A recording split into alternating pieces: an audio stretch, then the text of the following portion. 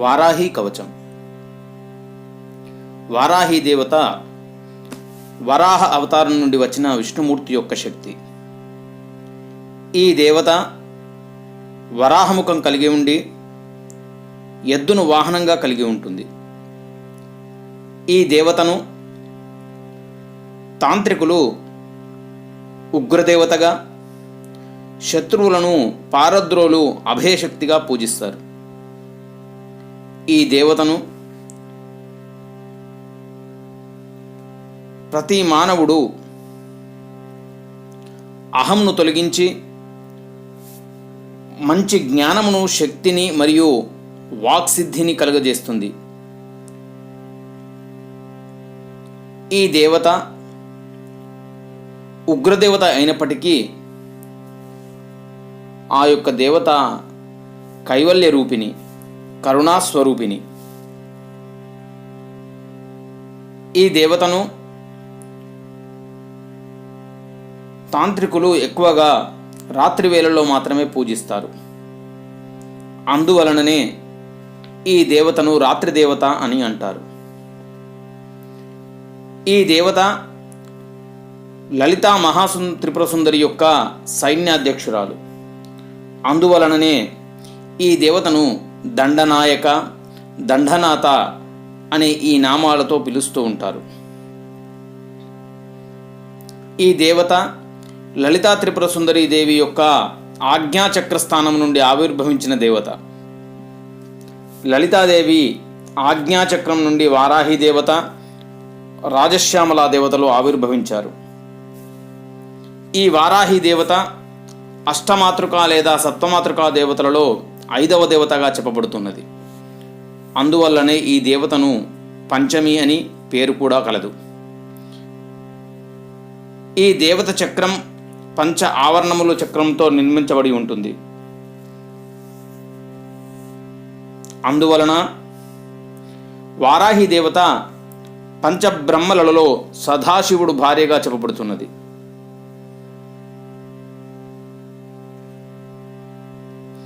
శుంభనిశుంభుల పురాణం, మార్కండేయ పురాణం, దేవీ మాహాత్మ్యం, ఈ యొక్క పురాణాల ప్రకారం మాతృకాదేవతలు పురుష దేవతల శరీరం నుండి ఆవిర్భవించినవిగా చెప్పబడుతున్నవి.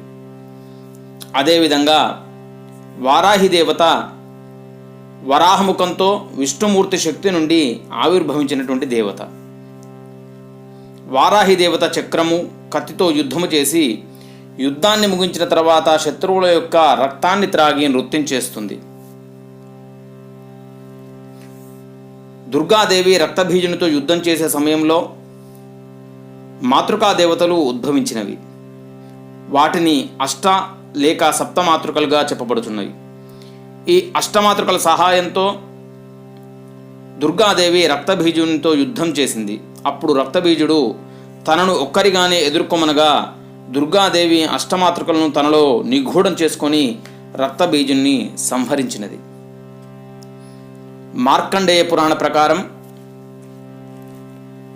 మాతృకాదేవతలు అష్టమాతృకలు అష్టదిక్కులకు రక్షణగా నియమించబడినవి. ఇందులో వారాహి దేవత ఉత్తర దిక్కును రక్షణగా నిలిచినది అని చెప్పబడుచున్నది. ఈ అష్టమాతృకలే అష్టభైరవులకు భవ్యంగా చెప్పబడుతున్నది. తూర్పున అసితాంగ భైరవుడు మాతృకా రూపంలో ఉన్నటువంటి బ్రహ్మశక్తి, ఆగ్నేయంలో రురుభైరవుడు మాతృకల్లోని మాహేశ్వర శక్తి, దక్షిణంలో చండభైరవుడు అక్కడ కౌమారీ శక్తి, నైరుతిలో క్రోధభైరవుడు అక్కడ వైష్ణవీ శక్తి, పశ్చిమమున భీషణ భైరవుడు చాముండీ శక్తి, వాయువ్యమున కపాల భైరవుడు ఇంద్రాణీ శక్తి, ఉత్తరమున ఉన్మత్త భైరవుడు వారాహి శక్తి, ఈశాన్యమున సంహార భైరవుడు మహాలక్ష్మి.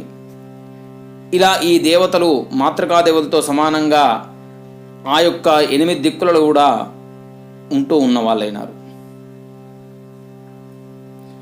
దేవీ భాగవత పురాణంలో ఈ దేవత మాతృకా దేవతలలో ప్రధాన దేవతగా ఉండి తన మిగిలిన మాతృకాశక్తితో కూడి ఏ విధమైన సహాయం కావలసినా తనను కోరమని దేవతలకు వరమిచ్చినది. రక్తబీజుని వదలో ఈ దేవత ప్రేతపై కూర్చుని కోరలతో కలిగి ఉన్న ఈ దేవత రాక్షసులతో యుద్ధం చేసినట్టుగా చెప్పబడుతూ ఉన్నది. అటువంటి ఈ యొక్క వారాహి దేవతను పూజించినచో ఎటువంటి కష్టములున్నను, ఎదుటి వ్యక్తి మనని ఏదైనా కష్టపెడుతున్నను వారందరినీ కూడా ఆ దేవత నివారించగలుగుతుంది. అంతేకాకుండా ఈ యొక్క దేవతను ప్రార్థిస్తే మనకు ఎటువంటి అవమానాలు కూడా కలగనీయదు. అంతేకాకుండా మనకు తెలిసి తెలియకుండా ఎవరైనా శత్రువులు ఉంటే వారిని నిర్వీర్యం చేస్తూ ఉంటుంది. అలాగే రైతులకు క్షేమం కోసం చేసే పూజ వెంటనే అనుగ్రహిస్తూ ఉంటుంది. అంటే భూమికి సంబంధించినటువంటి ఎటువంటి వ్యవహారాలున్నా, ఏదైనా గొడవలున్నా, ఏదైనా దానికి సంబంధించినటువంటి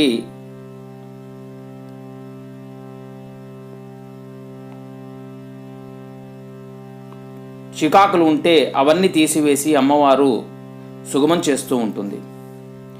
అంతేకాకుండా పాడి పంటలు, నీటిని అన్నిటిని కూడా అనుగ్రహిస్తూ ఉంటుంది. ఈ తల్లి మంత్రం సిద్ధిస్తే జరగబోయేది స్వప్నంలో ముందుగానే సూచిస్తూ ఉంటుంది.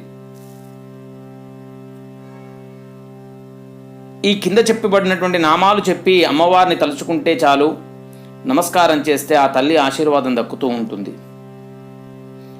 పంచమి దండనాథ సంకేత సమయేశ్వరి, సమయ సంకేత వారాహి, పోత్రిణి వార్తాలి శివ, ఆజ్ఞాచక్రేశ్వరి, అరిగ్ని.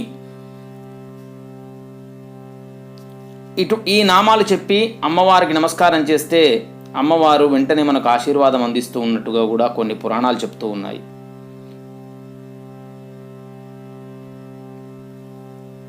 ఏదైనా భూ సంబంధించినటువంటి క్రయ విక్రయాలు జరగాలి అంటే ఈ వారాహి దేవత మంత్రాన్ని ఉపాసన చేసి ఆ స్థలంలో ఆ ఉపాసనా తీర్థాన్ని గిట్ట చల్లినచో వెంటనే ఆ స్థలాలు అమ్ముడుపోవడం జరుగుతూ ఉంటుంది. అంతేకాకుండా ఈ వారాహి దేవత భూ సంబంధించినటువంటి ఎటువంటి ప్రాబ్లమ్స్ ఉన్నా కూడా వాటిని వెంటనే పరిష్కరిస్తూ ఉంటుంది. అందుకోసమే ప్రతి ఒక్కరు కూడా శ్రద్ధగా ఈ యొక్క వారాహి కవచాన్ని చదివి అమ్మవారి కృపకు పాత్రలు అవుతారని చెప్పి ఆశిస్తూ ఉన్నాను. వారాహి కవచం.